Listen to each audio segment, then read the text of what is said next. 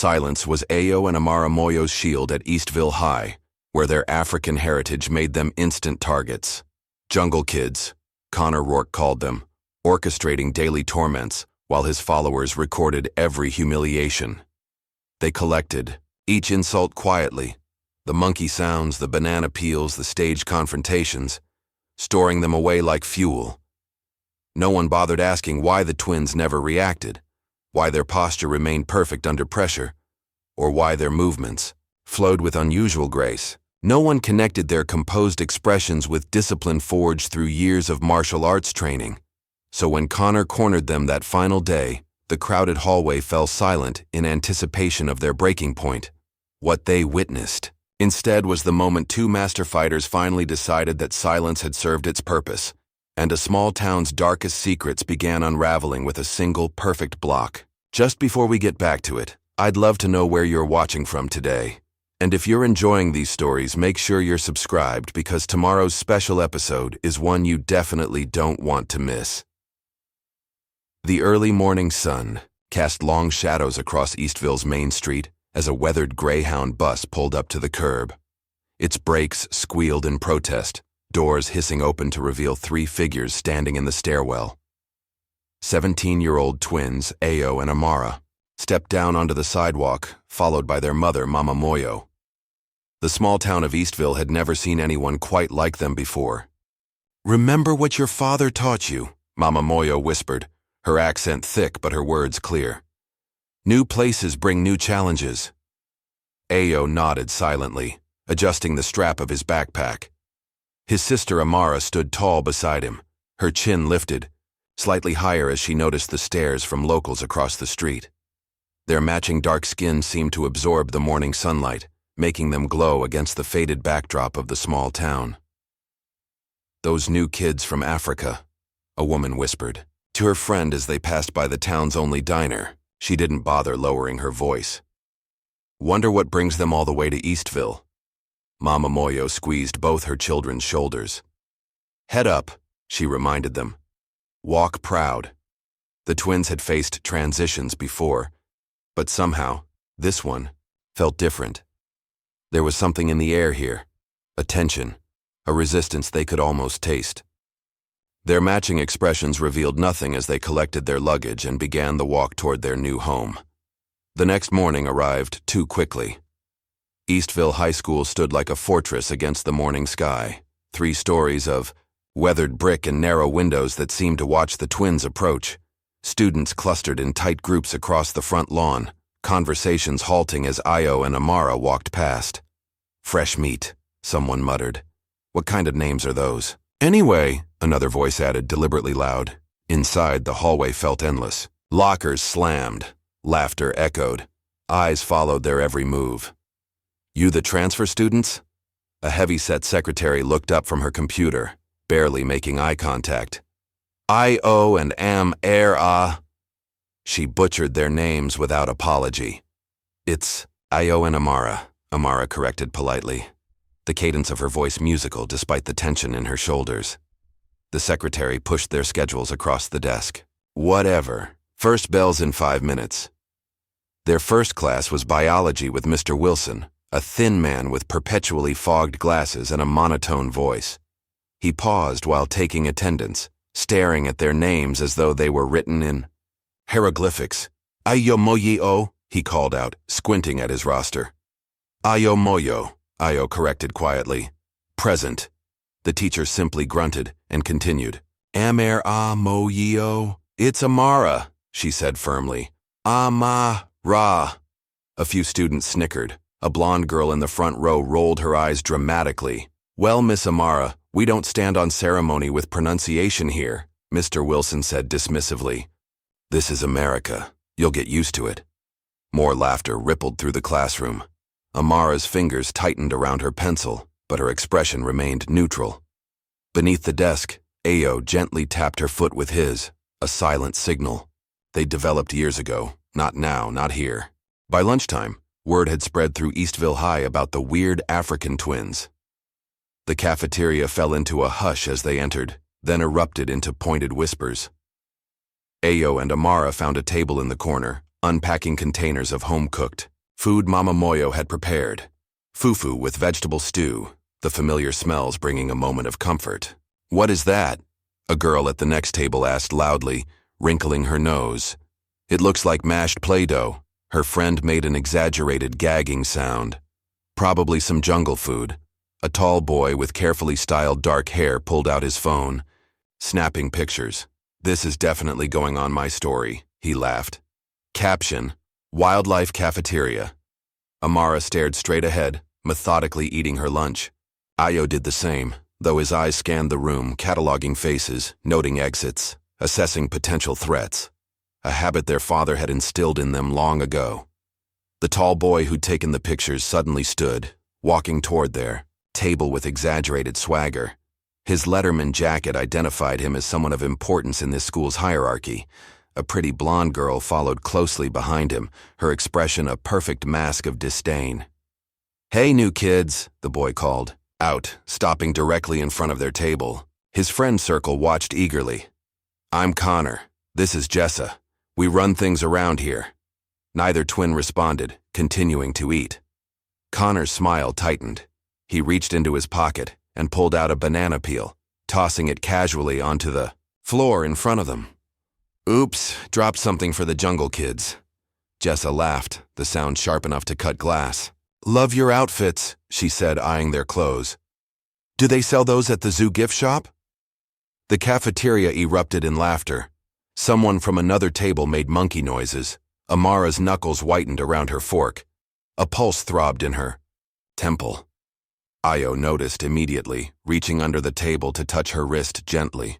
"Not yet," he whispered in their native language, his voice barely audible. Amara took a deep breath, released her death grip on the fork, and smiled, a smile that didn't quite reach her eyes. "Thank you for the welcome," she said evenly, her accent deliberately thickened. "Very illuminating." Connor's brow furrowed, clearly confused by the lack of reaction. Before he could respond, the bell rang, signaling the end of lunch period. Later that afternoon, Amara found herself in the library, searching fruitlessly for a reference book for her history assignment. The school's collection seemed woefully inadequate. "To try the second shelf from the bottom," a quiet voice suggested from behind her. Amara turned to find a pale girl with copper-colored hair and nervous eyes watching her. The girl seemed to shrink back as soon as Amara's attention fell on her. "World History Encyclopedia," the girl continued, her words punctuated by a slight stutter. "I used it last semester, it's pretty good." "Thank you," Amara said, crouching down to find the book. "I'm Amara." "I know," the girl replied quickly, then blushed. "I mean, everyone's talking. I'm Lena Miller." There was something different about Lena, a genuine quality that had been notably absent in their other interactions that day. She didn't stare or snicker. Instead, she seemed to be looking at Amara with something approaching recognition, as though she sensed a kindred spirit. "First day," Amara said with a small shrug. "Not going well," Lena nodded, understanding flooding her features. "This town, it doesn't do well with different."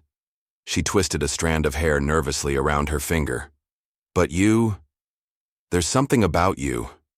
You're strong. I can tell." Before Amara could respond, Lena had disappeared between the stacks, leaving Amara holding the history book and wondering if she'd just found an ally in this strange, hostile place. Meanwhile, Ayo wandered the empty hallways during his free period, memorizing the layout of the school. A partially torn poster caught his eye, a silhouette in a fighting stance with the words, "After Hours," visible beneath the tear. He pulled out his phone and snapped a quick photo, something about the image, nagging at his instincts. That evening, Mama Moyo sat with her children at their small kitchen table in the rental house, listening to their accounts of the day. Her face remained calm, but her eyes flashed with a mother's protective fire. "The principal called today," she informed them. "Apparently you were unresponsive and dismissive to other students who were trying to welcome you." Amara made a sound of disbelief. "Welcome us? They called us jungle kids." Mama Moyo nodded solemnly. I know what they really did. I told the principal exactly what I thought of his school's hospitality. She reached into a wrapped bundle beside her chair and pulled out a beautiful ornate talking drum. Your grandfather sent this. It arrived today. The twins' eyes widened. The drum was a sacred item from their homeland, carved with symbols of their family lineage. Words can fight louder than fists, Mama Moyo said, placing the drum on the table. Between them, remember what your father taught you about choosing your battles. Later that night, when the house was dark and quiet, Ayo and Amara moved silently through their shared bedroom, pushing furniture against the walls to clear a space in the center. They stood facing each other, bare feet planted firmly on the hardwood floor. Without a word, they tied blindfolds over their eyes. What followed was a display of martial arts mastery that would have stunned anyone fortunate enough to witness it. Their movements were fluid, precise, and perfectly synchronized. Each block, strike, and kick executed with technical perfection. They moved as mirror images, neither making a sound beyond the controlled rhythm of their breathing. These weren't the awkward, uncertain teenagers who had endured humiliation in the cafeteria hours earlier. These were disciplined fighters with years of intensive training, warriors disguised as ordinary students. When they finally removed their blindfolds, sweat glistening on their brows, they shared a look of silent understanding. Patience, strategy, timing. The lessons of their father, Baba Olin, echoed in their minds. The time would come to reveal their true selves to Eastville. But not yet. The next day, Amara found Lena waiting for her at her locker, clutching her books to her chest like a shield. I wanted to make sure you were okay, Lena said, her voice barely above a whisper. After yesterday, I mean. Amara offered a genuine smile, her first since arriving in Eastville. It takes more than words to break me. Lena glanced around nervously before leaning closer. There's something you should know about this school. Her stutter seemed to fade when she spoke with purpose. My brother Damon. He was a senior here. Last year. Was? They said he got expelled for fighting, then transferred to another school. Lena's eyes shimmered with unshed tears. But that's not what happened. He reported some hazing ritual to the administration. Dangerous stuff that was happening after hours. The next day, all his things were packed and my parents said he decided to finish school in another state. Her voice dropped even lower. But he would never leave without saying goodbye to me. Never. A cold feeling settled in Amara's stomach. You think something happened to him? I think he didn't leave town voluntarily, Lena confirmed, glancing around nervously. And I'm not the only one who's lost someone that way. The warning bell rang, cutting their conversation short. But as Amara headed to class, Lena's words echoed in her mind, connecting with the strange poster Ayo had found. At lunch, the twins once again sat alone with their traditional food. Connor and his followers seemed even more determined to make a spectacle of them. Look, the Jungle Kids brought their mud pies again, Connor announced loudly, strolling past their table. Jessa followed, her perfect ponytail swinging as she walked. Bet they ate with their hands before they came to civilization. Amara kept her eyes fixed on her food, though her jaw tightened visibly. Ayo maintained his calm, seemingly oblivious to the taunts. After lunch, Amara reached into her backpack for her history textbook and froze. Nestled between her books was a small plastic monkey toy, its garish colors and bulging eyes clearly meant as an insult. Someone had placed a tiny banana in its hand and written Amara's cousin on a piece of tape stuck to its chest. Heat rushed to her face as she quickly stuffed the toy back into her bag, but not before Jessa noticed from across the hall. Did you like our welcome gift? Jessa called out, her smile vicious. Connor thought you might be homesick for your relatives. Amara's fingers curled into fists at her sides. For a brief moment, the careful control she maintained wavered. A glimpse of the fighter beneath the surface threatening to emerge. But she forced herself to breathe, to remember her father's teachings. Later that afternoon, Ayo was walking Lena and Amara to their chemistry class when Jessa deliberately shouldered past them, sending Lena stumbling into the wall. The smaller girl's books scattered across the floor. Watch where you're going, stutter girl, Jessa snapped. Before Ayo could help Lena up, Connor appeared, positioning himself between Ayo and the girls. Got a problem, Jungle Boy? He challenged, shoving Ayo's shoulder. Ayo remained expressionless. No problem. We're just trying to get to class. Connor's face contorted with rage at Ayo's calm response. Without warning, he drove his fist into Ayo's ribs, a sharp, practiced punch that would have doubled over most students. Ayo absorbed the impact without flinching, his body automatically adjusting to disperse the force of the blow. He didn't raise his hands, didn't fight back. He simply stood there, looking Connor directly in the eyes. "What the hell?" Connor muttered, confusion crossing his face. Students had gathered to watch, expecting a fight. Whispers rippled through the crowd when Ayo made no move to retaliate. Is he scared? Why doesn't he do something? That should have hurt him. Even Jessa seemed unsettled by Ayo's non-reaction. She tugged on Connor's arm. "Come on, he's not worth it. We'll be late for practice." As they walked away, Ayo calmly helped Lena gather her books. The hallway slowly emptied, but one boy remained, watching thoughtfully from beside a row of lockers. He was tall and lean, with sandy brown hair and serious eyes. One of Connor's friends, though his expression held none of the malice they'd come to expect. That night, as Ayo bandaged a small bruise from Connor's punch, a memory surfaced. Himself at 12 years old, facing a wooden board in his father's training room back home. His small fists had struck the board repeatedly, but it wouldn't break. Frustration had built inside him, until tears threatened. Again, Baba Olin had instructed, his voice firm but kind. Focus not on breaking the board, but on channeling your energy through it. "I can't do it," young Ayo had protested. "I'm not strong enough." His father had knelt beside him, placing a gentle hand on his shoulder. "Strength is not just in the muscles, my son. It's in the mind, in the spirit. The world will expect anger from you. You must offer discipline instead. That is true power."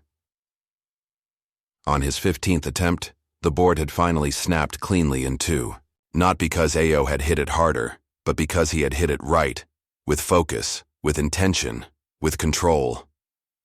The following day, Ayo noticed Connor's friend, the quiet one who had watched the confrontation, observing him between classes. Unlike the others, this boy's gaze held curiosity rather than contempt.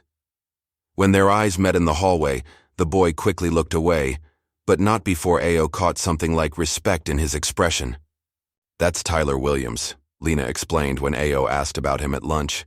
"He's on the track team with Connor, but he's different. Keeps to himself mostly. Smart too. He's in all the advanced classes." That evening, after Mama Moyo had gone to bed, Ayo and Amara slipped out of the house. The school grounds were deserted, security lights casting long shadows across the empty parking lot. Using the skills their father had taught them, they moved silently across the campus, avoiding the single security camera mounted above the main entrance.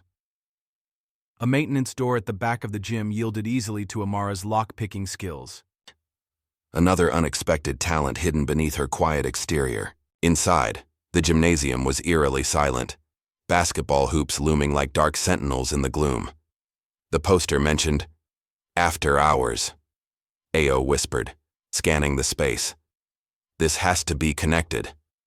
They methodically searched the gym, finding nothing unusual until Amara noticed something odd about the bleachers on the far wall. When fully retracted, they should have sat flush against the wall, but there was a gap, barely visible in the dim light. Working together, they found a hidden latch that revealed a narrow staircase behind the bleachers.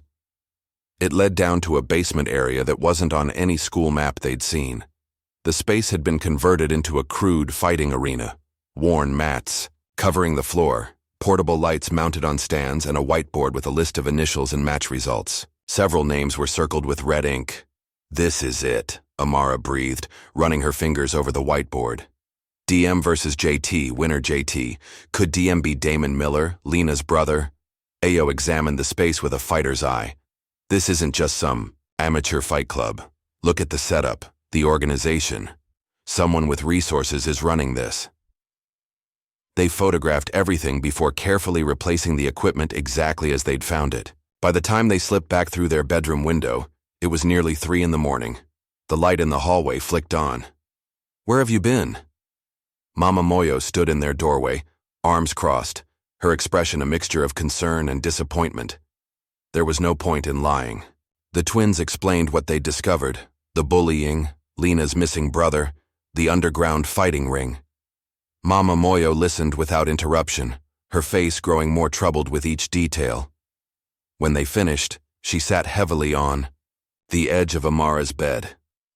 "Your father and I brought you here for a fresh start, away from the troubles back home," she said softly. "But it seems trouble finds you no matter where we go." "We can handle it, Mama," Ayo assured her. "We've been trained." "You were trained to protect yourselves and others," she interrupted firmly. "Not to seek conflict, not to put yourselves in danger." "But Lena's brother," Amara began. "May indeed need help," Mama Moyo acknowledged. "But rushing blindly into darkness is not the way." Her voice softened as she looked at each of them in turn. "If you enter darkness, my children, you must bring your own light." The next day, Lena approached them before first period, her face animated with a nervous energy they hadn't seen before. She clutched a worn notebook to her chest. "I've been keeping track," she whispered, glancing around to ensure they weren't overheard. "Ever since Damon disappeared. Students who suddenly transfer, schedule changes, strange patterns." She opened the notebook, revealing detailed maps of the school, student names, secret schedules, a web of information that had taken months to compile. For someone so quiet, Lena had proven remarkably observant. "I knew something was happening," she continued, "but I didn't know what. Then I saw how Connor and his friends reacted to you two, how threatened they seemed by your presence." Amara and Ayo exchanged glances. "We found something last night," Amara admitted, pulling Lena into an empty classroom, a fighting ring hidden underneath the gym. Lena's eyes widened, not with surprise but with validation. "I knew it. Damon was a fighter, trained in MMA since he was 10. The week before he disappeared, he told me he'd been invited to join some exclusive club. He was excited at first, then scared." The bell rang, signaling 1 minute until first period. "We need to talk more," Ayo said, squeezing Lena's shoulder gently. "Meet us in the library during lunch period." As they headed to their separate classes, the twins shared a look of grim determination. The mystery of Eastville High was deeper and more dangerous than they'd initially thought. But for the first time since arriving, they had purpose, and an ally who understood the risks. They were no longer just the new kids, the outsiders, the targets of ignorant bullying. They were becoming something far more dangerous to those in power, investigators uncovering a truth someone desperately wanted to keep hidden. And as Baba Olan had taught them from the beginning, knowledge, properly applied, was the most powerful weapon of all. The morning sun filtered through the dusty blinds of the school library as Ayo, Amara, and Lena huddled at a corner table, their voices barely above whispers. After discovering the underground fighting ring, the twins had agreed to meet Lena during their free period to compare notes. The library was nearly empty, perfect for secret conversations. "I have something to show you," Lena said, her hands trembling slightly as she pulled a small USB drive from her pocket. "I've been afraid to watch this again, but you need to see it." She plugged the drive into her laptop and angled the screen, away from the librarian's desk. A grainy security video began playing, showing a dimly lit hallway. The timestamp indicated it was from nearly 11 months ago. "That's my brother," Lena whispered, pointing to a tall young man with the same copper hair as hers. He was arguing with an older man, Coach Bennett, the wrestling coach. Though there was no audio, the confrontation was clearly heated. Damon's face was flushed with anger as he gestured emphatically. Suddenly, the lights in the hallway flickered. When they came back on seconds later, Coach Bennett was alone, straightening his tie. Damon had vanished. "This is the last footage anyone has of my brother at school," Lena said, her voice catching. "The official story is that he was expelled for threatening a teacher and transferred to another school. But the next day, all his things were packed up, and my parents said he'd decided to finish senior year in Michigan with our uncle." She closed the laptop, her eyes hard with certainty. Damon would never leave without saying goodbye to me. Never. Amara reached across the table, squeezing Lena's hand. We believe you. The school must have doctored this footage, Ayo mused, his expression thoughtful. But you managed to get a copy before they could alter all of them? Lena nodded. Damon had a friend in the AV club who noticed the cameras in that hallway were disabled the day after this happened. He made me a copy, but he was too scared to go to the police. She lowered her voice further. 2 weeks later, that friend also transferred. The twins exchanged troubled glances. The situation was darker than they'd initially suspected. During the next few days, Amara began systematically mapping out the social hierarchy of Eastville High. She observed lunch tables, tracked group movements between classes, and noted which teachers overlooked certain students' behaviors. Her father had taught her that understanding power structures was essential to navigating any environment. Connor isn't the real problem, she told Ayo one evening as they practiced silent kicks in their bedroom. He's just the muscle. It's Jessa who's pulling the strings. How can you tell? Ayo asked, executing a perfect roundhouse kick that stopped mere inches from his sister's face. She didn't flinch. Watch her eyes during lunch tomorrow, Amara replied, countering with a series of rapid jabs that her brother blocked effortlessly. She signals him when to act, when to back off. And notice how she's always watching the teacher's reactions, calculating. Connor's just a weapon she points. Meanwhile, Ayo had noticed Tyler Williams, Connor's supposedly loyal friend, observing them with increasing frequency. Unlike Connor's open hostility, Tyler's attention seemed almost protective. During PE, when Connor accidentally hurled a dodgeball at Amara's head, Tyler had deliberately stepped into its path, claiming it was his own mistake. One afternoon, Tyler was noticeably absent from school. That same day, Ayo overheard a conversation that made his blood run cold. He'd stayed late to complete a chemistry lab and was cutting through the parking lot when a black SUV with tinted windows pulled up to the school entrance. The back window rolled down to reveal a distinguished-looking man with salt and pepper hair, Mayor Rourke, Connor's father. Make sure those African twins stay quiet, the mayor was saying to Principal Stone, who stood nervously beside the vehicle. My boy says they've been asking questions, snooping around places they shouldn't. They're just trying to fit in, the principal replied weakly. Kids their age are naturally curious. Curiosity can be dangerous, Mayor Rourke snapped. If they start digging into the program, everything we've built could collapse. Keep them away from the gym after hours, understand? Use whatever excuse you need. The conversation confirmed their suspicions, whatever was happening in the underground. Ring had support from the highest levels of Eastville's authority. But why was the town's mayor involved in a high school fighting ring? That evening, Tyler showed up at the twins' house looking exhausted and on edge. My dad had dinner with Mayor Rourke tonight, he explained when Amara opened the door.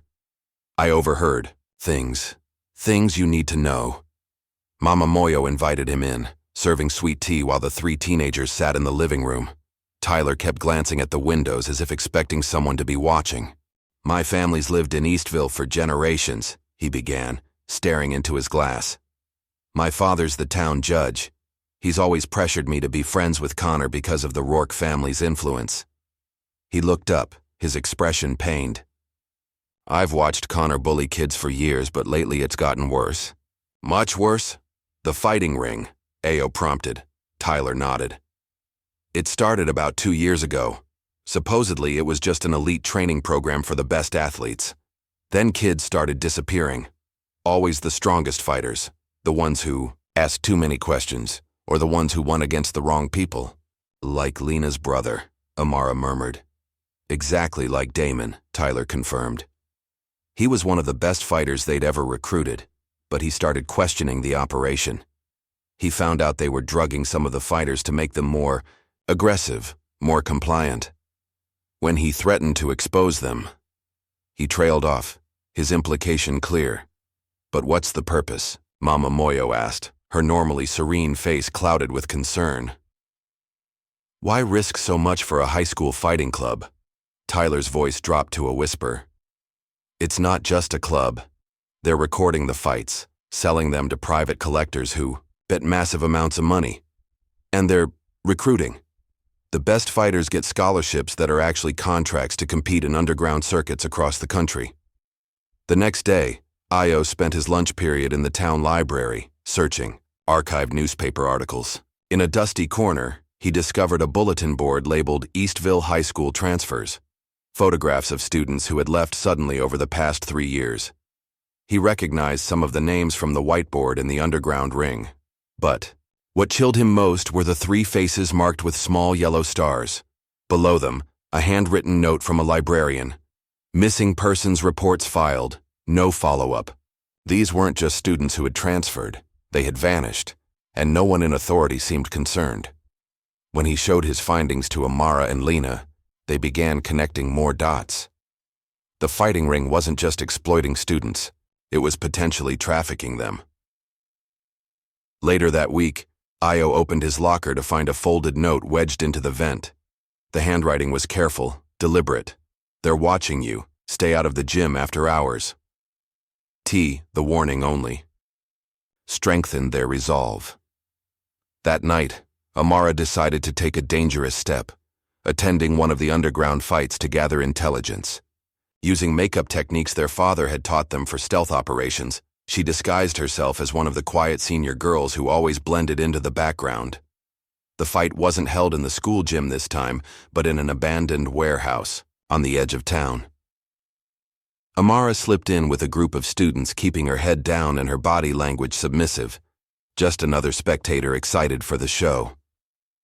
The makeshift arena was larger than she'd expected, with actual stadium seating. Surrounding a raised platform, professional lighting equipment illuminated the fighting area, and several high-end cameras were positioned at strategic angles.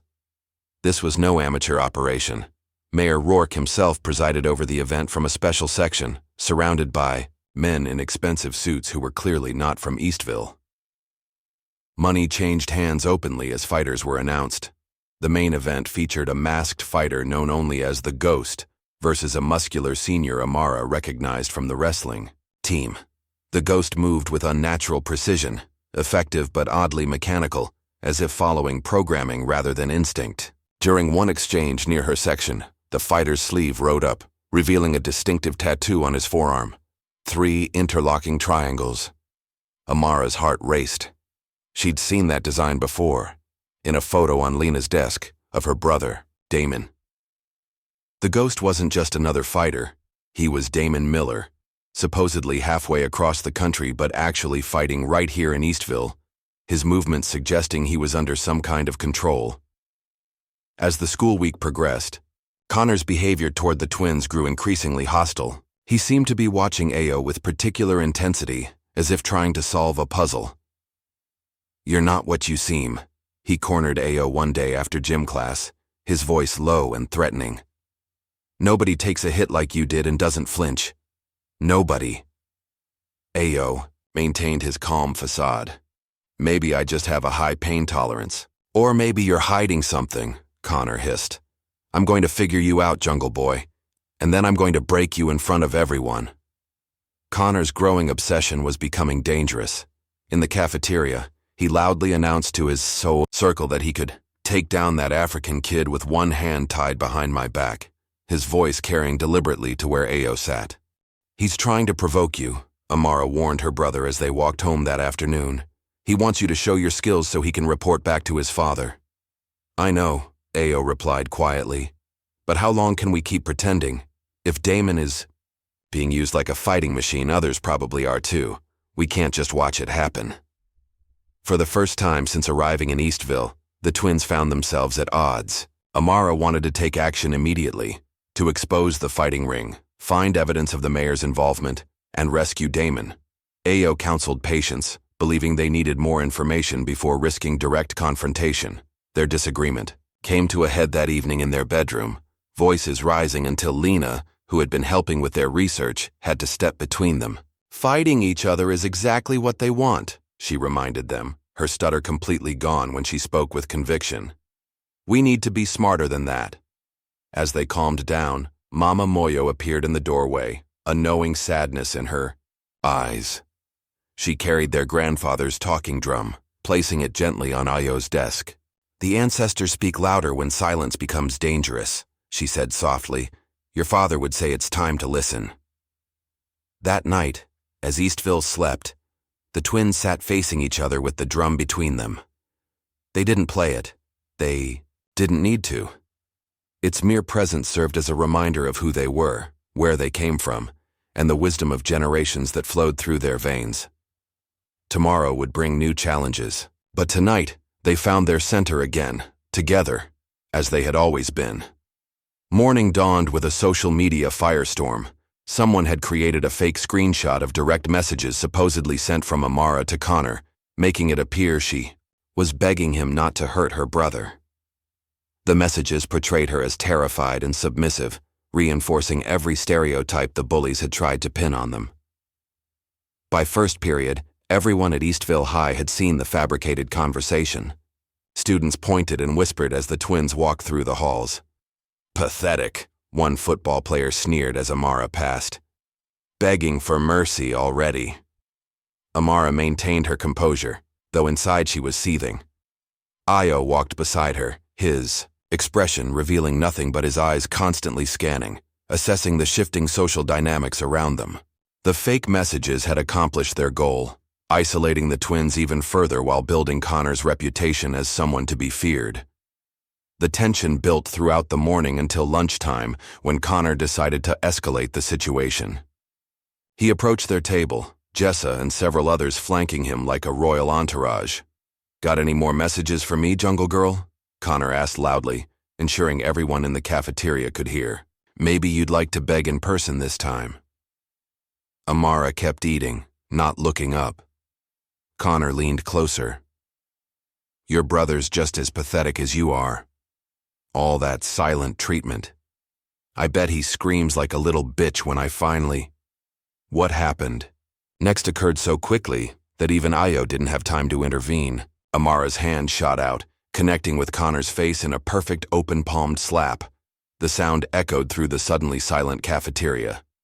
Connor staggered back, more from shock than pain, his cheek blazing red with the imprint of her hand. "Don't you ever," Amara said, her voice deadly quiet, "talk about my brother that way." Before Connor could recover, Principal Stone appeared at the edge of the cafeteria, drawn by the commotion. "What is going on here?" he demanded, looking from Amara's still raised hand to Connor's marked face. "She attacked me," Connor sputtered, his outrage only partially feigned. Completely unprovoked, students who had witnessed the entire exchange looked away, suddenly interested in their lunches. No one spoke up to contradict Connor's version of events. "Ms. Moyo, my office, now," Principal Stone ordered, not bothering to question any other witnesses. The injustice burned in Amara's chest as she sat outside the principal's office, waiting while Principal Stone called her mother. Through the partially open door, she could hear his side of the conversation. "Physical violence is taken very seriously at Eastville High, Mrs. Moyo. Yes, I understand children can be difficult in new environments, but striking another student— No, I don't think we need to hear Amara's side. Several students witnessed the incident. 3 days of detention should give her time to reflect on proper conflict resolution." When Amara finally returned to class, the hallways were buzzing with a new development. Connor had publicly challenged Ayo to a fight, after school behind the gymnasium, where teachers rarely patrolled. Word had spread rapidly, with students already placing bets on how quickly Connor would destroy the new kid. Ayo had accepted, with a single nod, his silence interpreted by everyone as fear or resignation to the inevitable beating. Only Amara recognized the subtle shift in her brother's demeanor, a sharpening of focus, a slight adjustment in his stance that signaled he had made a decision. "You're not actually going to fight him," she whispered during their shared history class. "I'm going to end this," Ayo replied softly. "Not his way, my way." Tyler caught up with them between periods, his expression worried. "You don't have to do this. Connor's been training in that underground ring for months. He's dangerous." "So am I," Ayo said simply. By the final bell, nearly half the school had made plans to witness the confrontation. As students streamed toward the back of the gymnasium, Amara and Lena exchanged concerned glances. This had escalated beyond a simple schoolyard fight. It had become a public spectacle that would either cement Connor's dominance or shatter it completely. Meanwhile, at home, Mama Moyo seemed to sense what was coming. When Ayo said he'd be home late due to a school situation, she didn't press for details. Instead, she went to her room and returned with a small cloth pouch filled with healing herbs and a strip of fabric that had belonged to their father. "Your father had many fights in his life," she said, pressing the items into Ayo's hand. "Some with his body, more with his mind. He always said the victory that matters happens here." She touched her son's forehead gently. "You already won, my son. Remember that." As the afternoon sun cast long shadows across the school grounds, a crowd formed a loose circle behind the gymnasium. Connor stood in the center, already shirtless, showing off the muscular physique he'd developed through years of sports and, more recently, underground fighting. Jessa stood nearby, her eyes gleaming with anticipation. Ayo arrived with Amara and Lena flanking him. He wore the same plain t-shirt and jeans he'd had on all day, making no special preparations for what was to come. The contrast between the two opponents couldn't have been more stark. Connor posturing and shadowboxing for the crowd, Ayo standing perfectly still, his breathing calm and measured. "Didn't think you'd actually show," Connor called out, cracking his knuckles theatrically. "Ready to get your ass kicked back to Africa, Jungle Boy?" Ayo said nothing, simply stepping forward into the circle. He assumed no fighting stance, his arms hanging loosely at his sides. Connor mistook this for weakness or fear, a smirk spreading across his face as he circled Ayo predatorily. "No teachers to save you now," he taunted, bouncing on the balls of his feet. "Just you and me." The first punch came fast, a right hook aimed directly at Ayo's jaw with enough force to knock out most opponents. But where Ayo should have been, there was only empty air. He had shifted slightly, the minimum movement needed to avoid the blow entirely. Connor's momentum carried him forward awkwardly. Confused and angered, he attacked again, a flurry of punches and kicks that demonstrated actual fighting training. None connected. Ayo moved with fluid grace, each evasion so subtle it almost appeared as if Connor was simply missing rather than Ayo actively dodging.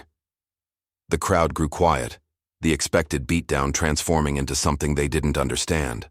Whispers rippled through the onlookers. Is he even trying to fight back? How is he doing that? Connor can't touch him. Frustration contorted Connor's features as sweat began pouring down his face. His attacks grew wilder, more desperate. Still, Ayo made no offensive moves, merely avoiding each strike with minimal effort, his expression serene, almost detached. 5 minutes passed this way, Connor attacking relentlessly, Ayo evading effortlessly. The bully's breathing became labored, his movements slowing. Fatigue and humiliation fueled his rage. "Fight back, you coward," Connor screamed, lunging forward with a haymaker that would have broken Ayo's nose if it had landed.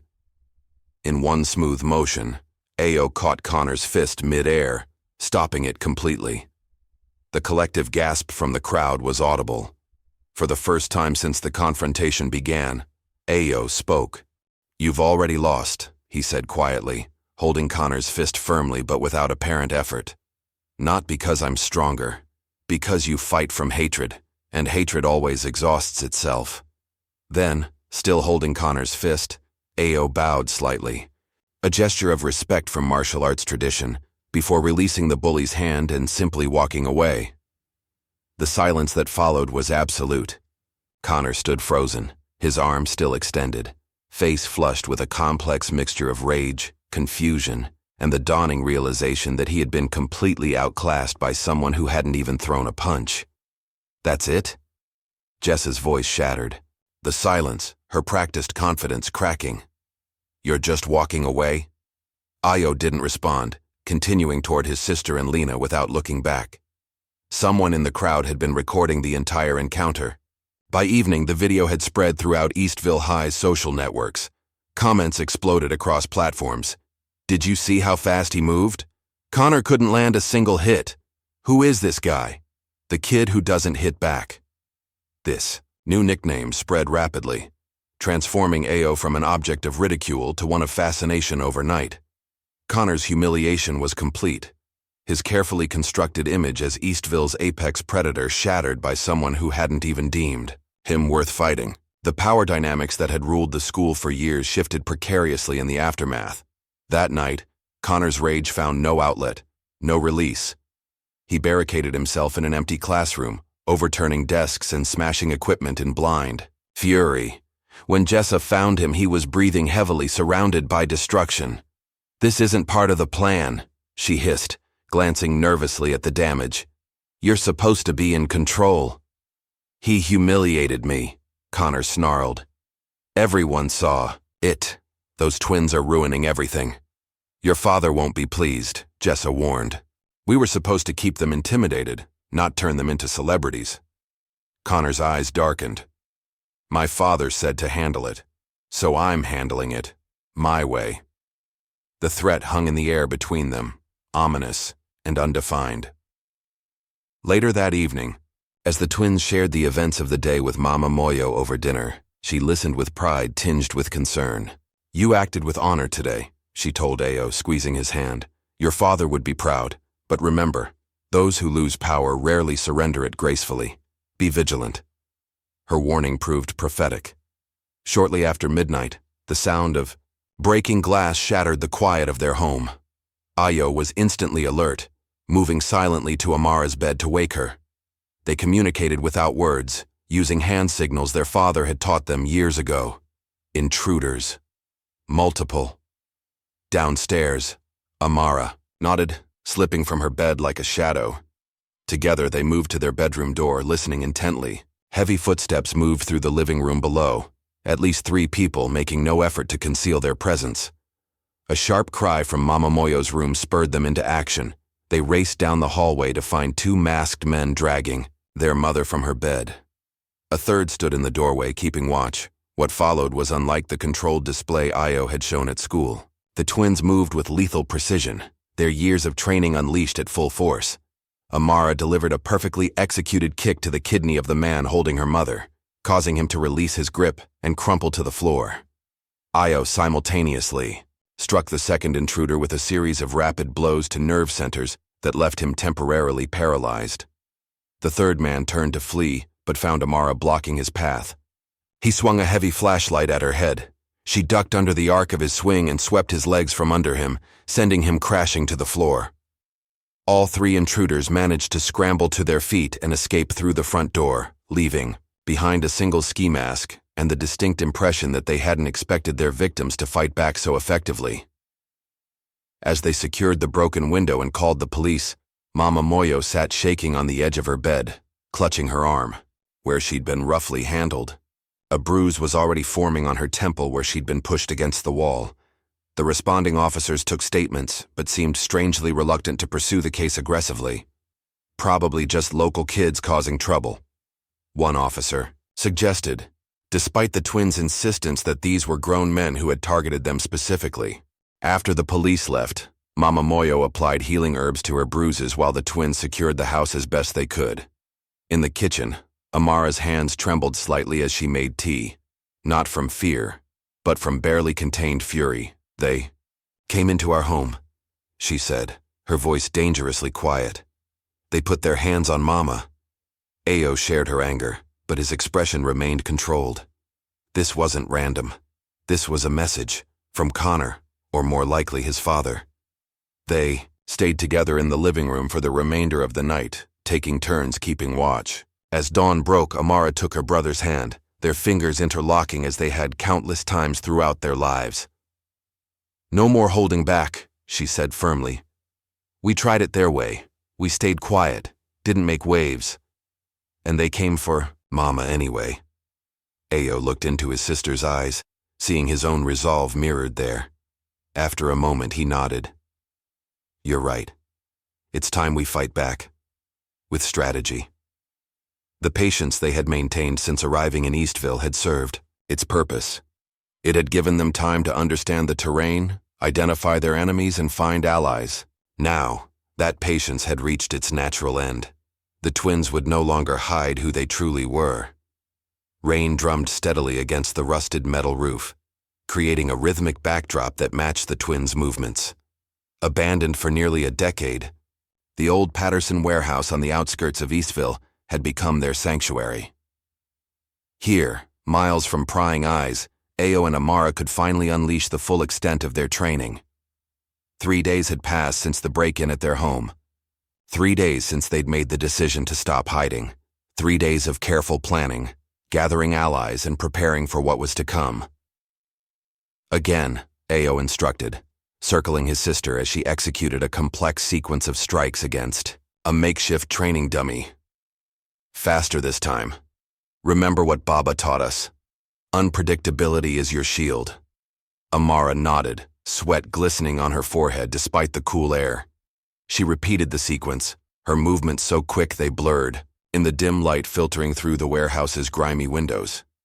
Without warning, Ayo attacked from her blind spot. She sensed rather than saw him coming, dropping to a crouch and sweeping his legs from under him. He rolled with the fall, springing back to his feet with a satisfied nod. Better. For the next hour, they sparred intensely.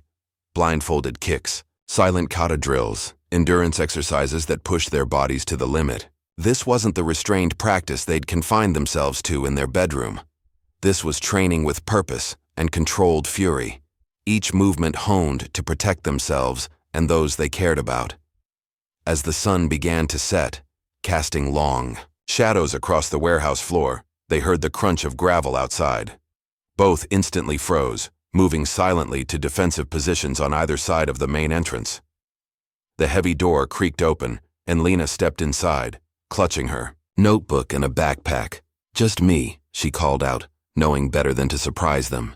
"I brought the maps and those old blueprints of the school I found in the library archives." The twins relaxed, emerging from the shadows. Lena had proven herself a valuable ally, her quiet demeanor hiding a determined spirit and a brilliant, analytical mind. "Did anyone follow you?" Amara asked, accepting the bottle of water Lena offered. "No, I took the long route like you showed me." Lena hesitated, then squared her shoulders. "I want to be more than just the brains of this operation. I need to learn to defend myself too." The request didn't surprise them. Since discovering that her brother was alive but being controlled by whatever sinister forces ran the underground fights, Lena had grown increasingly resolute. "It won't be easy," Ayo warned gently. "We've been training since we were 5 years old." Lena stood taller, her usual stutter completely absent when she spoke with conviction. "I've been watching my brother's MMA videos since he disappeared. I know the basics, and I'm tired of being afraid." The twins exchanged glances, communicating silently as they often did. Then Amara smiled, stepping forward to guide Lena to the center of the makeshift training area. "We'll start with stance and breathing," she said. "Everything begins there." Over the next hour, they taught Lena basic defensive positions and strikes, correcting her form with patient instruction. To their surprise, she absorbed the teachings quickly, her body remembering movements she'd observed her brother practicing countless times. "You're a natural," Ayo encouraged after she successfully blocked a series of slow, controlled attacks from Amara. Lena blushed slightly at the praise but continued practicing the movements with determination. When we find my brother, I want to be strong enough to help him." Their training session was interrupted by the unmistakable sound of a car engine approaching. This time, it wasn't Lena's old hatchback, but the low purr of something more powerful. The three froze, exchanging alarmed glances. "Hide," Ayo whispered, pointing Lena toward a stack of old crates. The twins positioned themselves strategically, ready to confront whoever had found their secret training ground. The warehouse door swung open, and a tall figure stepped inside, hands raised in a gesture of peace. "Don't attack," Tyler Williams called out, his voice echoing in the cavernous space. "I know you're in here. I need to talk to you." Ayo emerged first, his stance cautious. "How did you find us?" "Followed Lena," Tyler admitted, lowering his hand slowly. "But only because I've been trying to catch one of you alone all week. You guys are never without backup now." Amara appeared on Tyler's other side, effectively boxing him in. "Why were you looking for us?" Tyler reached slowly into his jacket, pulling out a small flash drive. "Because I've been filming the Fight Club. For months. And I want to help you. Take it down. Inside the warehouse office, they clustered around Lena's laptop, watching grainy footage of underground fights. Tyler had placed hidden cameras throughout the training facilities and captured dozens of matches, including several featuring Lena's brother. I started suspecting something was wrong last year, Tyler explained, his face illuminated by the screen's blue glow. My dad is close with Mayor Rourke, so I've been around Connor most of my life. When he suddenly got involved in this exclusive athletic program, everything changed. He became more aggressive, more secretive. Why risk helping us? Amara asked, studying Tyler's face for any sign of deception. Tyler's jaw tightened. Because 3 months ago, my cousin disappeared the same way Damon did. Official story was he transferred to a private school in Vermont, but all his social media went dead overnight, and my aunt and uncle suddenly had a new car and renovated their house. They refused to talk about him. The footage continued playing, showing pale, dazed fighters with blank expressions. One sequence captured Mayor Rourke and Principal Stone meeting with a well-dressed stranger in an office adjacent to the fighting area. That's Richard Klein, Tyler said, pausing the video on the stranger's face. He represents some sort of talent agency out of Chicago. He comes to town every few months for what they call showcase nights. They're not just running local fights, Lena realized, her voice barely above a whisper. They're supplying fighters to someone bigger. The following day, while Mama Moyo was at the hospital for a follow-up appointment for her injuries, Ayo slipped into the school during lunch period. Using the access code Tyler had provided, he entered the server room adjacent to the computer lab. The school's security system was surprisingly sophisticated for a small-town high school, another sign that something valuable needed protection. With Tyler's instructions guiding him, Ayo located and copied several encrypted video files labeled with fighter initials and dates. That evening, they gathered again at the warehouse to review the findings. One video showed Lena's brother in a fight from 6 months ago. He was losing badly until a masked trainer approached between rounds, administering something from a small vial. In the next round, Damon fought with mechanical precision, his eyes vacant as he brutally defeated his opponent. Lena choked back a sob, watching her brother being transformed into a weapon. That's not him, she whispered. Damon never fought like that, with cruelty. While Ayo comforted Lena, Amara and Tyler cross-referenced the footage with school records Tyler had borrowed from the administrative office. Half of the fighters in the videos were officially listed as transferred students. The pattern was undeniable. They're identifying the best fighters, drugging them into compliance, and then shipping them off to fight professionally in underground circuits, Amara summarized, disgust evident in her voice. And they're using high school students with no other options. Not just any students, Tyler added grimly. Notice the pattern? Most of them are from families without much influence, kids from the edges of town, or outsiders like you two. The next morning, Mama Moyo called the twins into her room before school. She looked tired but resolute as she handed them a sealed envelope with their father's handwriting. Your father left this with me before he sent us here, she explained, her accent thickening with emotion. He said to give it to you if you ever faced a fight that seemed impossible. Inside, they found a map marked with several locations around Eastville, a handwritten prayer chant in their native language, and a phrase written in their father's bold script. Strike only when truth is louder than the lie. Baba knew. Amara asked, stunned. Mama Moyo sighed, touching the bruise on her temple that was slowly fading to yellow. Your father has many connections. He heard rumors about Eastville, young fighters disappearing, families suddenly wealthy. He sent us here not to escape trouble, but to confront it. Why didn't you tell us? Ayo's voice held no accusation. Only curiosity, because you needed to discover it yourselves, she answered, squeezing both their hands. Some battles cannot be fought for you, only alongside you. That evening, as rain pounded the warehouse roof once more, Amara slipped away, while Ayo was working with Tyler on decrypting more files. She moved silently through the darkened streets of Eastville, a hood pulled low over her face, her destination clear in her mind. Connor's house, a sprawling colonial mansion on the wealthiest street in town, glowed with soft light from within. Security lights illuminated the manicured lawn, but the side gate was unguarded. Amara scaled the fence easily, landing in a crouch beside a row of perfectly trimmed hedges. Years of training had prepared her for this moment. Every silent step, every controlled breath, every shadow she melted into, all of it leading to this opportunity for justice. Or was it revenge? The line had blurred since the night intruders had put their hands on her mother. Connor's bedroom window was on the second floor, partially open despite the cool evening. Amara scaled the decorative trellis like a phantom, positioning herself just outside, listening to Connor's voice as he spoke on the phone. "I don't care what my father says," he was saying, his voice tight with anger.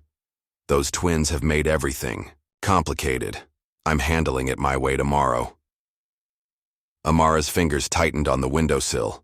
One quick movement and she could be inside, confronting Connor directly, making him pay for what he'd done to their family, to Lena's brother, to countless others. "Amara!" Ayo's voice came from below, barely audible above the rain. He stood in the shadows of the garden, his expression unreadable, but his message clear. This was not their way. She closed her eyes briefly, mastering the rage that had driven her here. Then, as silently as she had come, she descended, meeting her brother on the wet grass. "I just wanted to," she began. "I know." Ayo cut her off gently. "But that's what they expect from us. They want us to act from anger so they can label us as dangerous, as exactly what they've been saying we are." They walked home in silence, rain soaking through their clothes. Amara knew her brother was right, but the fire inside her refused to be extinguished completely. There had to be a way to fight that honored their training while still delivering justice. The answer came the following day in the form of a sealed envelope delivered to Ayo's locker. Inside was an ornate invitation card with embossed lettering. "Selected fighters are invited to participate in the spring showcase this Friday at 11 p.m. Location to be provided upon acceptance. Exceptional talent will be considered for regional advancement opportunities." At the bottom, scrawled in Connor's handwriting, "Time to see what you jungle kids are really made of. Be there, or everyone finds out you're cowards." Tyler confirmed. It was legitimate. The spring showcase was the biggest underground event of the year, with scouts from various fighting circuits in attendance. It was also the most heavily guarded and exclusive, with only specially invited fighters and high-paying spectators allowed. "It's a trap," Lena warned as they discussed the invitation at the warehouse. "Connor wants to humiliate you in front of everyone. Or his father wants to recruit us if we're good enough," Amara countered. "Either way, it's our chance to get inside their operation completely." After hours of debate, the four allies reached an agreement. They would accept the invitation and enter the tournament, not just to win, but to expose everything. With Tyler's technical skills, Lena's detailed knowledge of the operation, and the twins' fighting abilities, they had the elements needed for a plan. That night, they made a pact. 4 hands joined in the center of their makeshift training space. 4 voices unified in purpose. They would enter the lion's den together, carrying truth as their strongest weapon. Friday night arrived with an unusual chill for spring. The twins stood before Mama Moyo in the living room, dressed in simple black athletic wear, their expressions solemn. "I cannot stop you," she said, adjusting Ayo's collar with maternal concern. "But promise me you will remember who you are no matter what happens tonight." "We promise, Mama," they replied in unison. She pressed her forehead to each of theirs in turn, a traditional blessing. "Your father would say, 'Even in darkness, carry your own light.' I say, 'Come home to me, no matter what.'"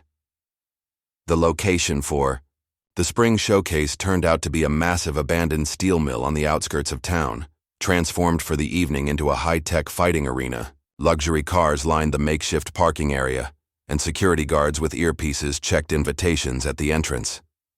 The twins approached confidently, Tyler and Lena following slightly behind. Their invitations were scrutinized by a guard whose expression suggested he recognized them but couldn't quite place from where. "First-timers?" he asked gruffly. "We've been waiting for this opportunity," Ayo replied smoothly. The guard studied them for another moment before stepping aside. Fighters through the side entrance. Spectators through the main doors. Inside, the scale of the operation stunned them despite their preparation. The mill's main floor had been converted into a professional fighting venue, with stadium seating surrounding a raised octagonal platform. Floodlights hung from the ceiling, illuminating the fighting area, while leaving the spectator sections in strategic shadow. High-end cameras were positioned at various angles, their red lights indicating they were already recording. "Those aren't just for the local audience," Tyler whispered, nodding toward the equipment. "They're streaming this somewhere." Lena spotted a technical booth on a mezzanine level. "That must be where they control the feeds. I need to get up there." While Tyler escorted Lena toward the spectator area, the twins were directed to a holding area where other fighters were preparing. Most wore hooded robes that obscured their identities, creating an atmosphere of anonymous tension. Mayor Rourke stood at the center of the room, flanked by Principal Stone and the well-dressed stranger they now knew was Richard Klein. He smiled when he spotted the twins, a predatory expression that never reached his eyes. "Our special guests have arrived," he announced, approaching them with exaggerated hospitality. "Connor mentioned you might be joining us tonight. I'm glad you accepted our invitation. We were curious about this exclusive program we've heard." "So much about," Amara replied, matching his false cordiality.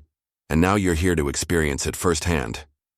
Mayor Rourke gestured toward the other fighters. "Some of Eastville's finest athletic talent is on display tonight. Mr. Klein here represents several sports management firms looking for unique prospects." Richard Klein assessed them with clinical detachment. "Twins are always a draw in the Thais fighting circuit, especially with your exotic background. The audiences appreciate diversity. The casual racism barely registered, they'd heard worse. What mattered was confirming their suspicions about where the fighters were being sent." One of the hooded figures nearby turned slightly at the sound of their voices. Through the shadows of the hood, a pair of eyes locked briefly with Amara's, familiar eyes that widened with a flash of recognition before quickly looking away. Lena's brother. "He was here. Fighters will be introduced shortly," Principal Stone informed them, checking his watch. "The brackets have already been determined." As the officials moved away to speak with other arrivals, Amara leaned close to her brother. "Damon is here. Third fighter from the left." Ayo nodded imperceptibly. "Stay on plan. Lena and Tyler need time to set up." A bell sounded, signaling the beginning of the event. The competitors were led into the main arena where spotlights dramatically illuminated their entrance. The crowd, a mix of Eastville's elite, students with connections and visitors in expensive suits, cheered and jeered as fighters were introduced by number rather than name. Mayor Rourke took center stage, his voice booming through professional grade speakers. "Ladies and gentlemen, welcome to the Spring Showcase. Tonight's winners will receive more than just glory. They'll earn opportunities that could change their lives forever." In the shadows of the technical booth, Lena and Tyler worked quickly. Using the access codes Tyler had gathered over months of observation, they began copying the video feeds to an external drive while simultaneously preparing to broadcast the event beyond the closed circuit. "Security's tighter than we expected," Tyler whispered, fingers flying over a keyboard. "They've got encryption on everything." "Keep trying," Lena urged, her eyes constantly scanning for anyone approaching their position. "We need those files." Back in the arena, the first match was announced. Amara versus a fighter introduced only as number 8. A burly senior Amara recognized from the wrestling team. The crowd's reaction to seeing a female fighter was predictably sexist, with catcalls and skeptical murmurs rippling through the audience. Amara stepped onto the platform, centering herself as her opponent circled aggressively. He was significantly larger, using intimidation tactics as he flexed and shadow-boxed. When the bell rang, he charged forward with confidence, clearly expecting a quick victory. What followed shocked the audience into silence. Amara moved like water, flowing around his attacks with graceful precision. Where he relied on brute strength, she used technique and timing. When he overextended on a wild punch, she redirected his momentum, sending him crashing to the mat with a perfectly executed Throw! The fighter rose, rage replacing his initial confidence. His next attacks were more measured but ultimately futile. Amara continued fighting defensively, allowing him to exhaust himself while she remained fresh and focused. When the opportunity presented itself, she ended the match with a lightning-fast combination that left her opponent dazed on the mat. The silence that followed was broken by scattered applause that quickly grew in volume.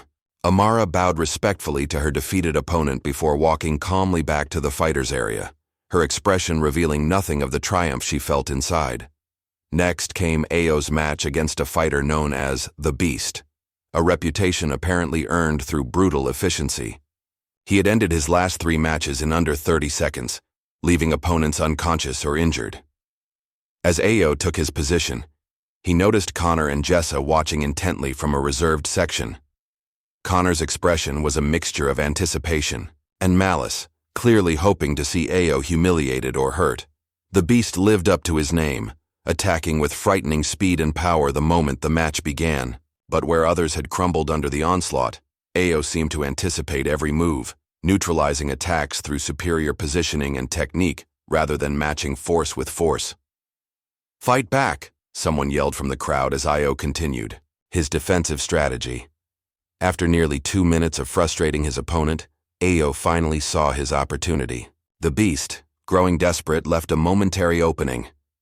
Ayo's response was textbook perfection, a sweep that took the larger fighter's legs from under him, followed by a restraint hold that gave his opponent no choice but to tap out or risk injury. Ayo had won without throwing a single punch, demonstrating mastery that stunned the audience and officials alike. As he left the platform, he heard Mayor Rourke muttering to Richard Klein, "I told you they were special prospects." The tournament continued with Connor facing an unknown fighter, a bout that was clearly rigged in Connor's favor. His opponent moved sluggishly, his reactions delayed, his technique sloppy. Connor defeated him easily, playing to the crowd with excessive showmanship. While attention remained focused on the fights, Lena slipped away from the technical booth, determined to find evidence about what happened to the fighters who transferred. Following a hunch, she made her way to the administrative offices on the upper level of the mill. The first room contained nothing unusual, just paperwork and schedules for the evening's events. The second, however, was a revelation. Inside a locked cabinet, which yielded to the picking techniques Amara had taught her, she found vials of clear liquid labeled only with numbers, medical charts for various fighters, and, most disturbingly, legal documents with signatures that appeared forced or forged. Transfer agreements, she whispered to herself, quickly photographing everything with her phone. Consent forms that were never willingly signed. In the technical office, Tyler had finally broken through the security protocols. "I'm in," he muttered triumphantly, initiating an upload sequence that would broadcast the evening's events, along with incriminating footage from previous tournaments, to multiple secure sites he'd prepared. The videos would automatically release to local news outlets and law enforcement agencies outside Eastville's jurisdiction. The tournament approached its climactic matches.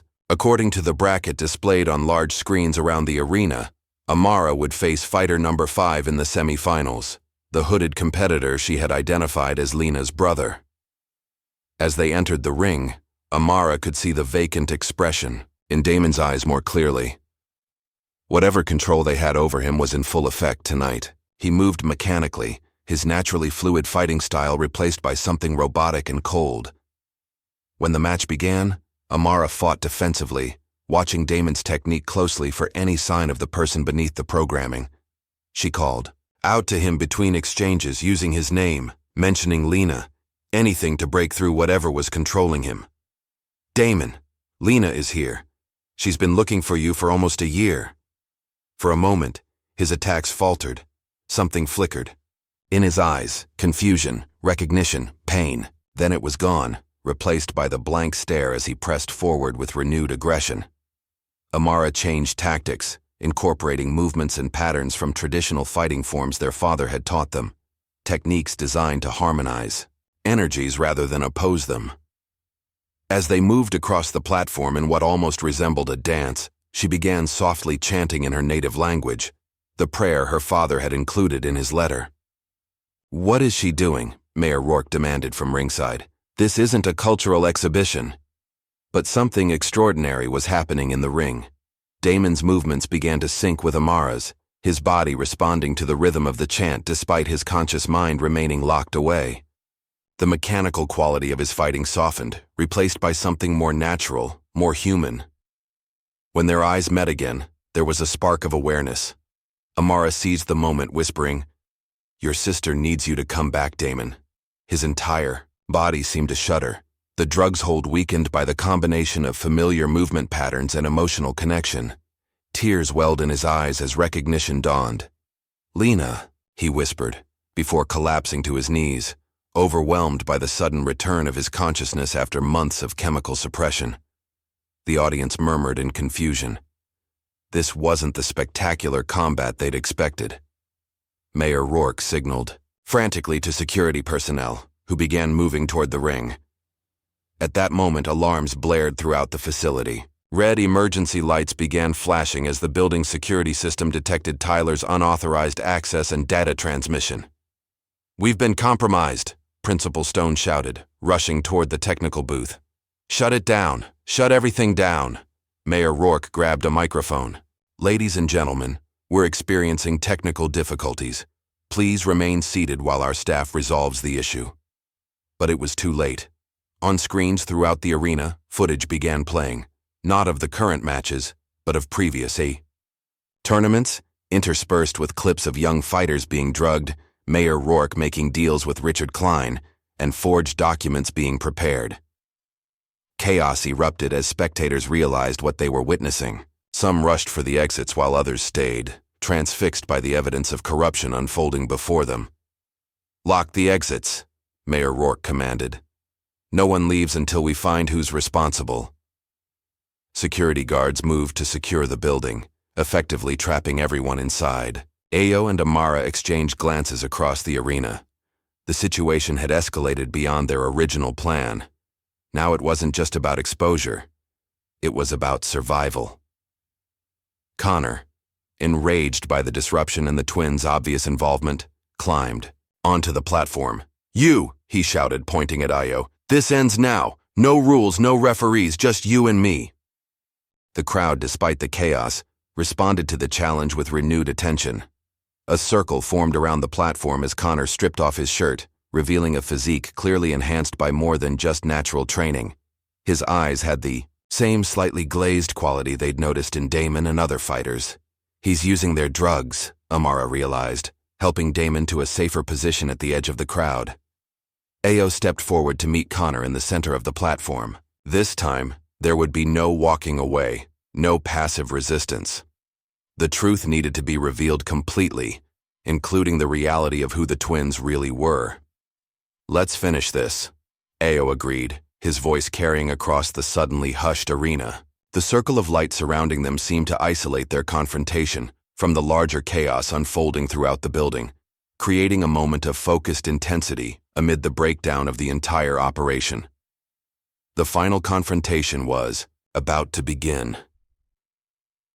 The air in the steel mill crackled with tension as Ayo and Connor faced each other in the center of the platform. Around them, chaos unfolded. Spectators pushing toward exits only to find them locked, security guards scrambling to regain control, and screens throughout the venue continuing to broadcast evidence of the criminal enterprise. Yet within the spotlight circle, time seemed suspended. Connor's eyes held a wild, drug-enhanced fury as he circled Ayo predatorily. "No more running," Connor sneered, his voice carrying across the suddenly hushed arena. "No more dodging. Let's see what you're really made of, Jungle Boy." Ayo remained centered, his breathing calm and measured despite the adrenaline coursing through his system. "This isn't just about you and me anymore," he replied evenly. "Look around. Your father's empire is crumbling." Connor lunged without warning, throwing a blinding combination of punches that would have incapacitated most opponents. Ayo moved with practiced precision, deflecting rather than dodging, conserving energy while allowing Connor to expend his.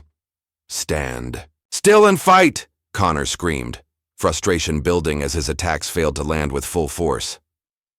For the first several minutes of the confrontation, Ayo maintained his defensive strategy, the same approach he'd used in their schoolyard. Encounter. But this time, when Connor overextended on a wild haymaker, Ayo countered with a lightning-fast strike to his opponent's solar plexus.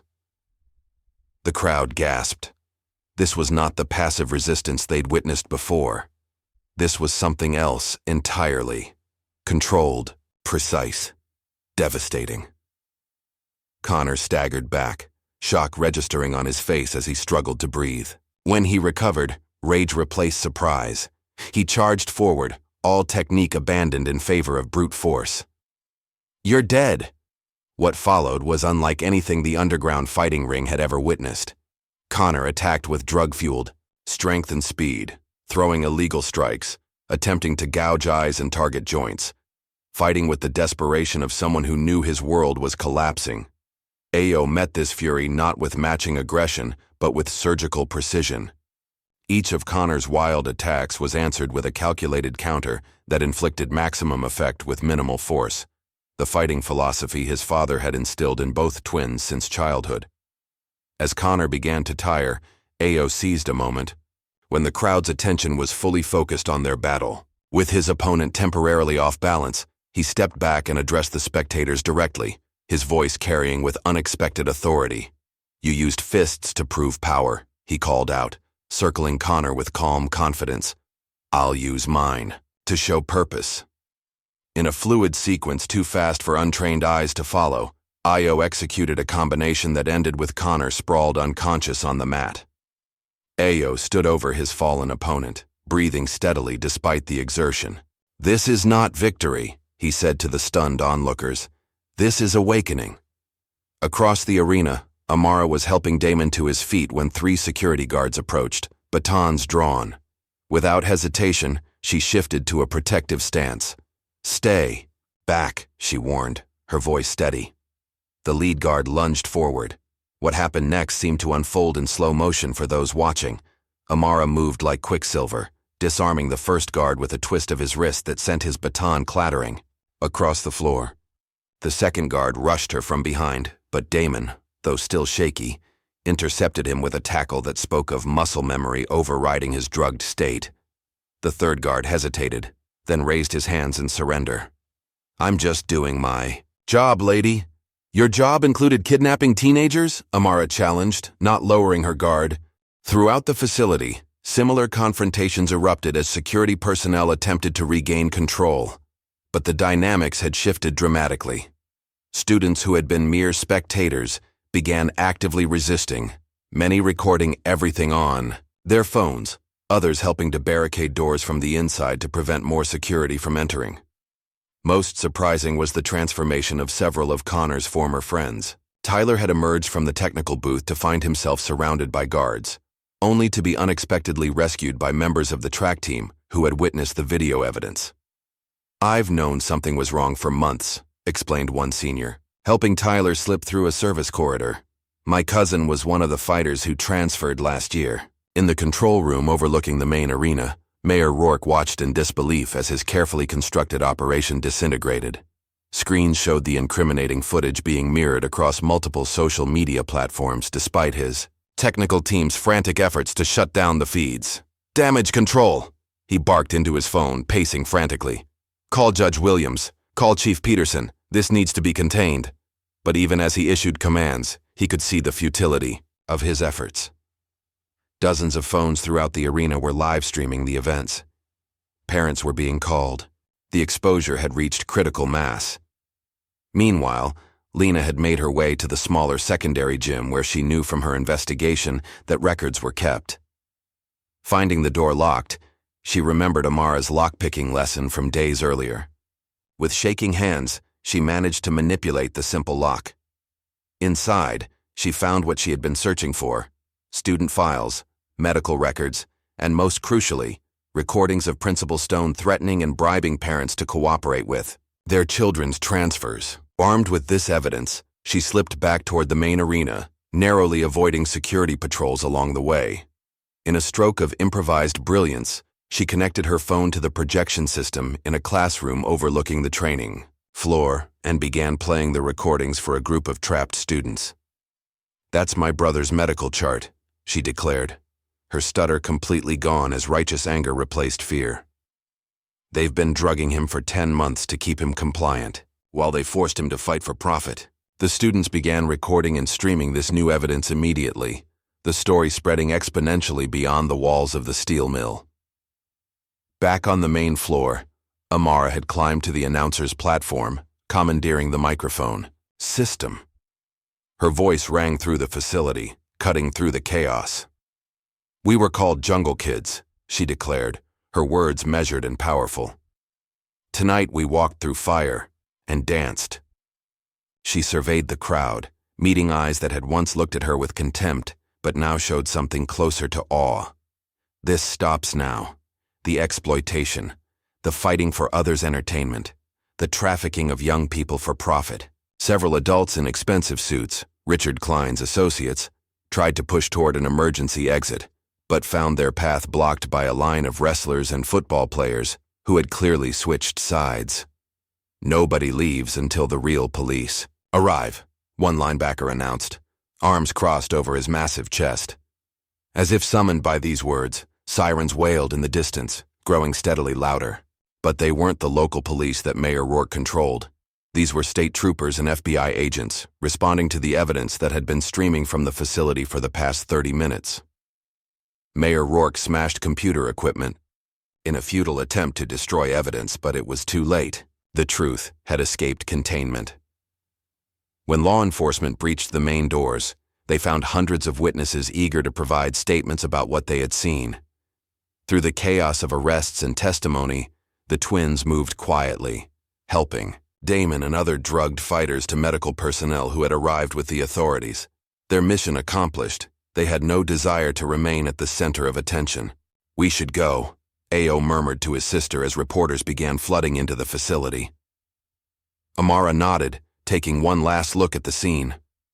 Connor was being loaded onto a stretcher, still unconscious but stable.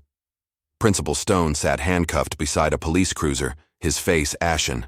Richard Klein and his associates were being photographed and fingerprinted by FBI agents specifically tasked with investigating human trafficking, and throughout it all, students who had once been silent bystanders or active participants in the bullying were now speaking up, sharing stories, standing together against what had been happening beneath their school. Hand in hand, the twins slipped away through a service entrance, their silhouettes briefly outlined against the flashing lights of police vehicles before disappearing into the darkness. They had accomplished what they came to do. At home, Mama Moyo sat on the porch swing, a single candle burning beside her as she looked toward the horizon where emergency lights pulsed against the night sky. She didn't need to see the events to know what had transpired. She felt it in her heart, in the bones of her ancestors. When her children emerged from the shadows moving silently up the walkway, she simply opened her arms. No words were needed as they sat beside her, watching the sunrise together. 3 figures silhouetted against the growing light, breathing in unison as a new day dawned over Eastville. 3 months passed like a dream, the spring fading into a summer that buzzed with change and renewal. The story of Eastville's underground fighting ring had exploded across national media, triggering investigations in several other small towns where similar operations were suspected. Teen siblings expose underground fighting ring dominated headlines for weeks, though the twins themselves had refused all interview requests, preferring to let their actions speak for themselves. On a warm June morning, the Eastville High graduation ceremony took place on the football field, the mood markedly different from previous years. With Mayor Rourke awaiting trial and an interim administration working to rebuild the town's reputation, there was a palpable sense of both healing and reckoning in the air. As valedictorian, a position she had earned through quiet academic excellence that had gone largely unnoticed amid the social hierarchy of the old regime, Amara stood at the podium, looking out over a sea of faces that had transformed from hostile to respectful over the course of a single tumultuous year. "When my brother and I arrived in Eastville," she began, her voice clear in the morning air, "we were labeled before we were known, categorized before we were understood." She paused, her eyes finding Mama Moyo in the audience, sitting proudly, beside Lena's parents. "We didn't ask to fight," Amara continued, "but we refused to be silent. That's the choice each of us faces every day, to accept what is comfortable or to stand for what is right. The crowd listened in rapt attention as she spoke words that seemed beyond her years, but were, in truth, the distilled wisdom of generations before her. Today we graduate not just from high school, but from the illusion that silence protects us. It doesn't. Only truth does that. When she finished speaking, the audience rose in a standing ovation, not just for her words, but for the transformation they had witnessed in their community. Even those who had initially resented the disruption of the status quo had come to recognize that the twins had freed the town from a cancer growing at its core. By mid-July, Ayo had converted a vacant storefront downtown into a community martial arts school. With startup funding from an anonymous donor, widely suspected to be Judge Williams, Tyler's father, who had been horrified to learn how close to the corruption he had been, the dojo quickly became a gathering place for young people seeking both physical training and spiritual grounding. "We don't train to fight. We train to prevent fighting," Ayo explained to his first class of students, a diverse group that included former bullies alongside those who had been bullied. "The strongest person in any confrontation is the one who maintains control." The philosophy resonated in a community still healing from the revelation that their leaders had exploited their children. Parents who had once viewed the twins with suspicion now sought their guidance, recognizing that the discipline and values they embodied were exactly what Eastville needed. Lena's transformation was perhaps the most remarkable of all. The shy, stuttering girl who had first approached Amara in the library was now preparing to attend Columbia University on a full journalism scholarship. Her exposé on the fighting ring, published in the school newspaper and later picked up by national outlets, had caught the attention of the admission committee. "I'm dedicating my thesis to my brother and to the voices that nearly disappeared," she told the twins during a celebration dinner at their home. "Someone needs to tell these stories." Damon sat beside her, still recovering from the long-term effects of the drugs that had been used to control him. His progress was steady but challenging, some days clear and focused, others clouded by flashbacks and confusion. But with proper medical treatment and the unwavering support of his family, he was reclaiming pieces of himself day by day. "I remember moments in the ring with you," he told Amara, his voice stronger than it had been in months. "When you spoke the chant, it was like a light cutting through fog." The full extent of the operation's reach continued to unfold through ongoing investigations. Connor's father, Mayor Rourke, faced multiple federal charges related to human trafficking, forced labor, and corruption. The investigation had expanded to include similar operations in neighboring states, all connected to the same underground fighting circuit that Richard Klein represented. Connor himself experienced a dramatic fall from grace, expelled from Eastville High, and charged as a juvenile accomplice. He now sat in a county detention center awaiting sentencing. The evidence against him was overwhelming, not just his participation in the fighting ring, but his active role in intimidating and recruiting other students. In a small, sterile visitation room, Connor watched a recording of Ayo's graduation speech on the small TV mounted to the wall. His expression was unreadable, his eyes hollow with something that might have been regret, or perhaps simply the withdrawal from the performance-enhancing drugs that had fueled his aggression for so long. The downfall extended beyond the Rourke family. Principal Stone had turned state's evidence, providing details about how the operation had begun and expanded over the years. His testimony implicated numerous local officials and business leaders who had invested in or profited from the trafficking of young fighters. As summer progressed, Eastville began the slow process of rebuilding its leadership and reputation. A special election was scheduled for the fall to replace Mayor Rourke. Among the candidates was Mrs. Henderson, the school librarian who had maintained the bulletin board of transferred students that Ayo had discovered months earlier. Her small act of resistance now recognized as one of the few institutional attempts to acknowledge the disappearances.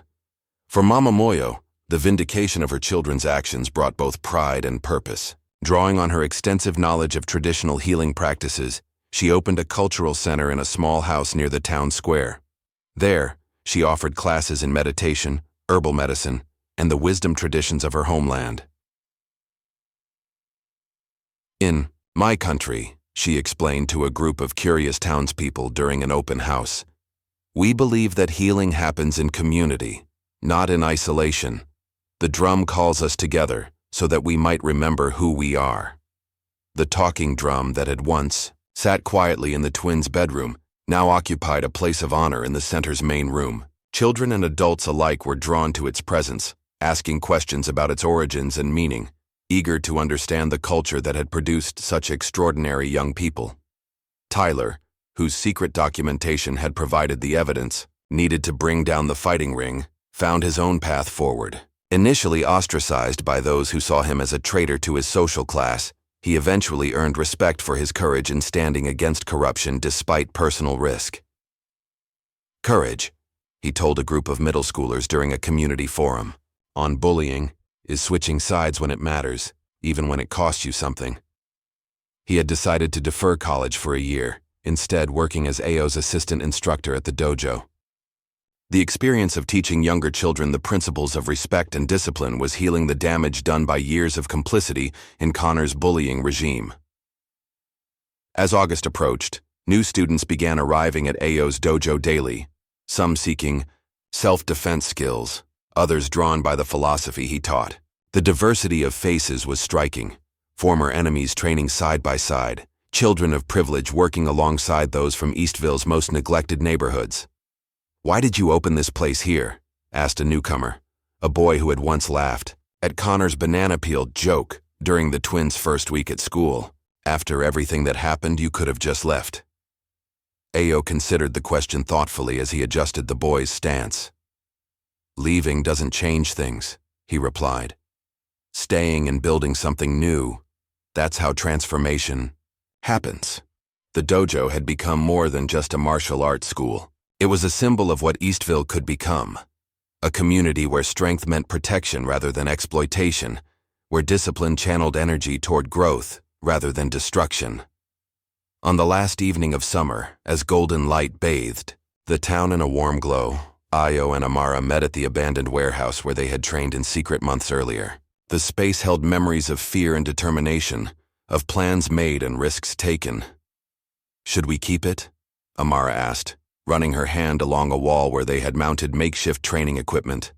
"As a reminder?" Ayo smiled, shaking his head.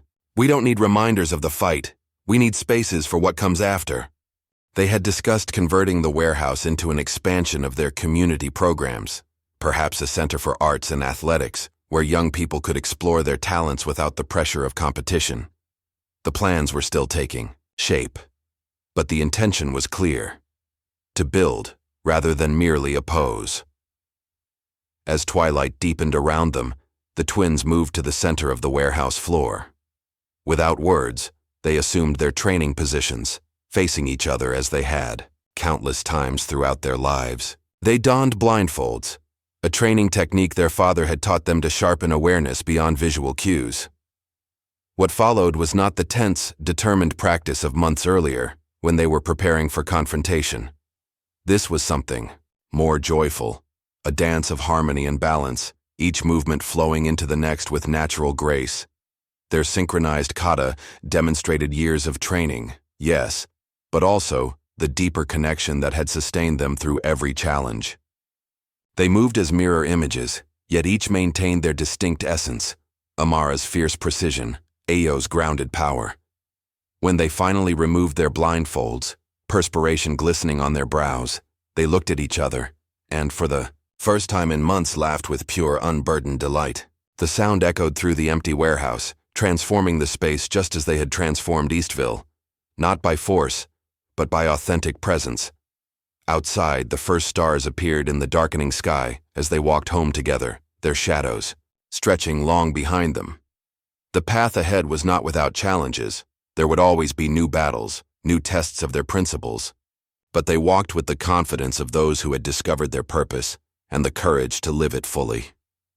Eastville had called them jungle kids, intending to diminish and other them.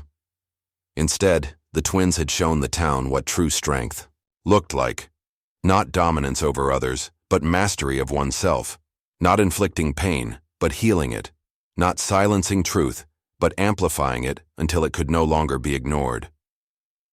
As they reached their front porch where Mama Moyo waited with cups of ginger tea, They knew that the legacy they were building was larger than their personal vindication. It was about creating spaces where others could discover their own power and purpose. "The ancestors are pleased," Mama Moyo said softly, as they sat together on the porch swing, watching nightfall blanket their adopted hometown. "You have honored your father's teaching. You have brought light into darkness." The twins smiled, shoulders touching as they sipped their tea in comfortable silence. Tomorrow would bring new students to the dojo, new challenges to face, new opportunities to build rather than break.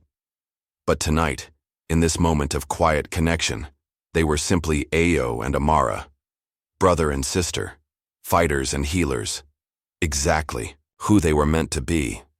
Their story had started with isolation and prejudice but was ending with community and understanding. Not an ending at all, really, but a beginning. For themselves and for a town learning to see with new eyes. Have you ever wondered what incredible strengths lie dormant in those we choose to underestimate? Perhaps the quiet ones among us aren't hiding weakness, but mastering power beyond our imagination. Like and subscribe for more stories that reveal the extraordinary hidden beneath the ordinary.